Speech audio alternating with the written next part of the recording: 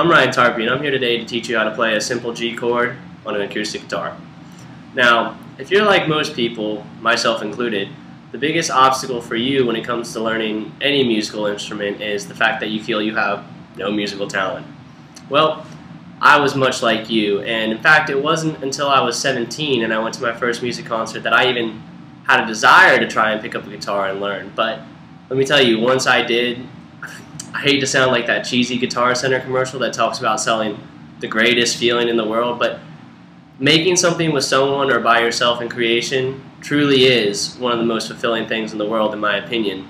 And that's why I would like to pass it on to you today and help you learn that process so that you may begin to learn as well.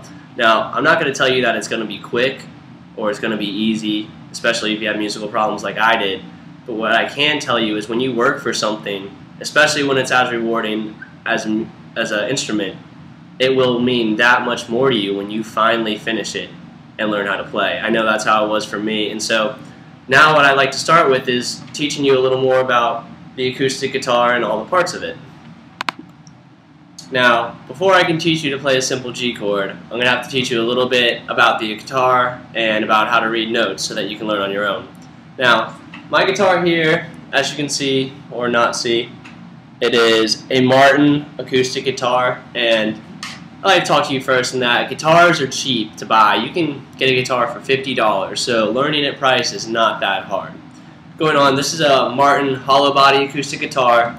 You can see here, this whole section up here is the body, all that wood, and it's hollow.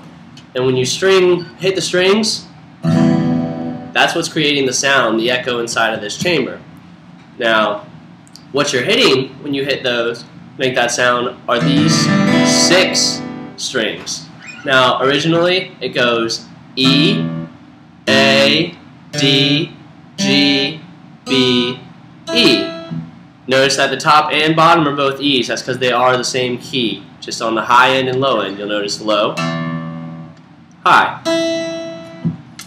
Now, these 6 strings are much easily referred to, and remember this for tablature, I'm going to bring it up later, as 6, 5, 4, 3, 2, and 1.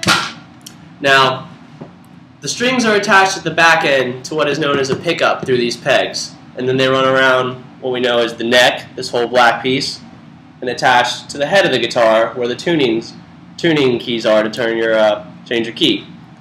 Now, the most important thing about the guitar, potentially after you consider the strings, is the fretboard, because this decides exactly what note you're going to be playing. For example, as you can see, I'm walking up on the E string, the low E, and that's the frets. You'll notice each one is marked by this metal casing, and that represents 1 to 2, and now this is 3, and you'll notice now also that every third marker is going to have a dot on it.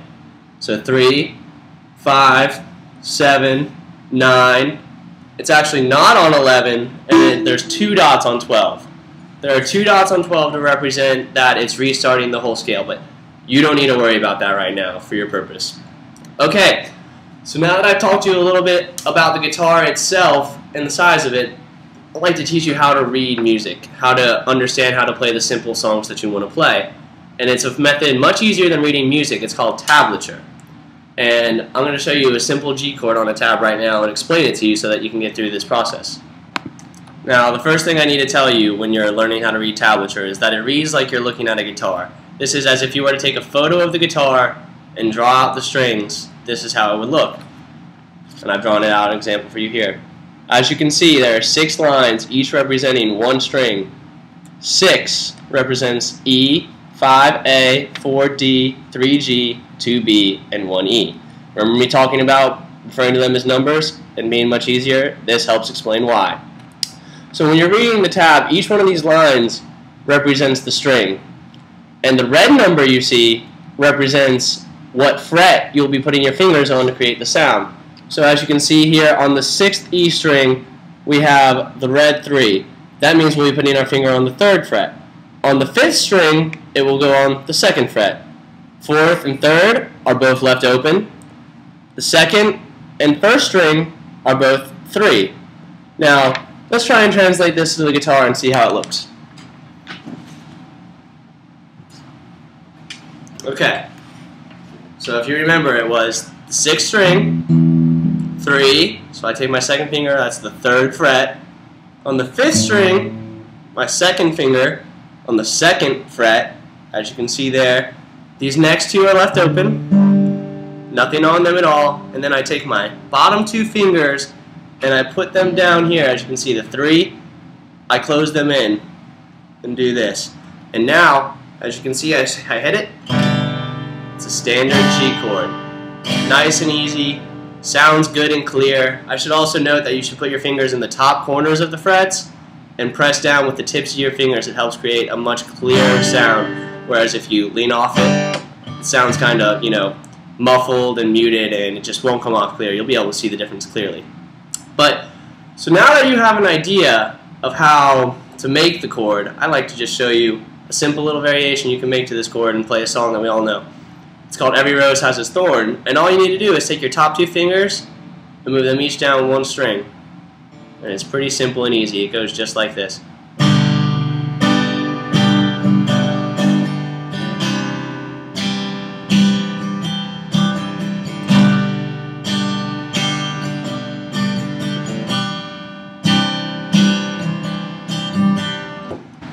It doesn't take much to learn how to do that, and that's a simple creation. And when you can learn something that easy and that quick and see results, it's really easy to stay motivated and stay at it.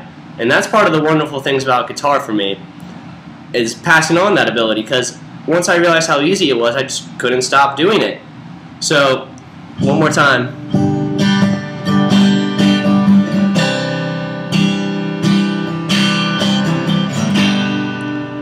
It's just a great sound to pass on. So today I talked to you about how to create a simple G chord on an acoustic guitar, and I hope I hammered home to you that you really can learn how to play a guitar. It's not beyond anyone's ability, it's not beyond anyone's pay grade, and I don't know many people who don't enjoy music, and if you enjoy music, this will just make you enjoy it more. So I'd like to thank you for taking your time to listen to me, and I hope you'll go out and buy a guitar and truly, practice and learn how to play it, because it is one of the greatest hobbies you can have in your life.